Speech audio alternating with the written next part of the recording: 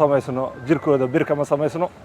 annagana boonshamani saraakiil iyo askar loo diyaariyay xoreynta deegaanada ay wali cadawga ku sugan yihiin ee gobolka Hiiraan gaar ahaan deegaanada ay ku sugan tahay ma ay leedahay beesha Baadicadde ayaa maanta Muqdisho laga sagootiyay waxaana ay noqonayaan kuwa lagu biiriyay gulufka iyo sidoo kale abaabulka deegaanadaasi hore uga socday ee ay beeshu hore ugu qorsheynaysay in ay deegaanadeeda uga saarto gumeysiga khawaarijta xildhibaan Khaliif Cabdi Cumar wasiirka hore ganacsiga ayaa la hadlay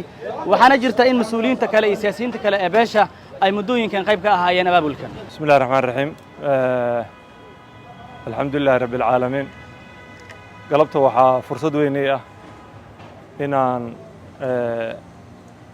korneyl cabdinaasir iyo saraakiil xigeenada iyo saraakiisha kale ee beesha u socoto deegaankii iyo dib xoreyntii Hiiraan inaan halkan ku sagootiya fursadaas maaragtay aan helay aan ilaahay ku mahadinaya waxaan u imid dhalinyarada inaan la dardaarmo una sheego in ay keligood ahayn oo aan la soconno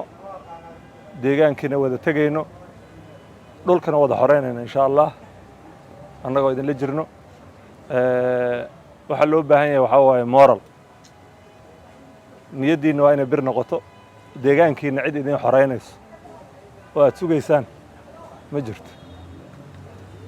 marka inaad diyaar u ahaataan xoreynta deegaankiina si aad sharaf iyo xornimo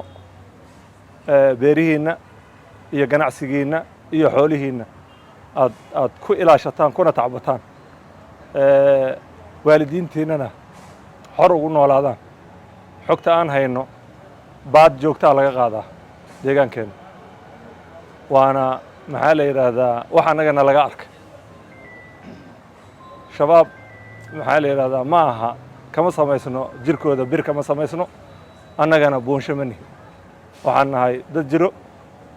oo dal iyo deegaan leh cid idin xoreynaysan ma laha waa in annaga u istaagno xoreysano waa idinkaga mahad celinayaa dhalinyaro badan oo maaragtay korneelka uu hadda ka hor maaragtay gobolka la joogay oo aan ognahay u soo dhabar adeygay ayagoona waxba ilmahooda ku ogeyn reerkooda uga tegin inay joogeen deegaankii wax yaraa noo dhiman in dhabar adeyga aad sii wadaan oo deegaankiina aad xoreysataan ayaan idinkugu imid galabta inaan isku dardaarno adinkana wixii farsamo ah oo hoos naloogu sheegayo ama nalooga tegayo ani iyo siyaasiyiinta kale ee reerka aan idinka gudbinayo adinkana waad ii sheegaysaan anaa fariintaas reebayo waana idin garab taaganna ujeedka ugu weyn waxaa waaye inaan 24 saac idin la soconayno insha Allah ilaahay maaragtay annagoo nabad qabno deegaankeenana xor yahay inaan deegaankeena isugu imaano kuna wada xafladeyno ku wada caweyno insha Allah nuxurka waa intaas guul iyo gobonimo rajeenaya waana guuleysanaysaan insha Allah de xogta aan hayno iyo taariikhda aan hayno dagaalka ma jeclin haddaan lagu kalifin laakiin haddaan dagaal galno meelaan ku jabnay aniga weligay ma maqal marka shabaab waan ka adagnahay waan huba ayaan hore oon buluburta tegi jirnay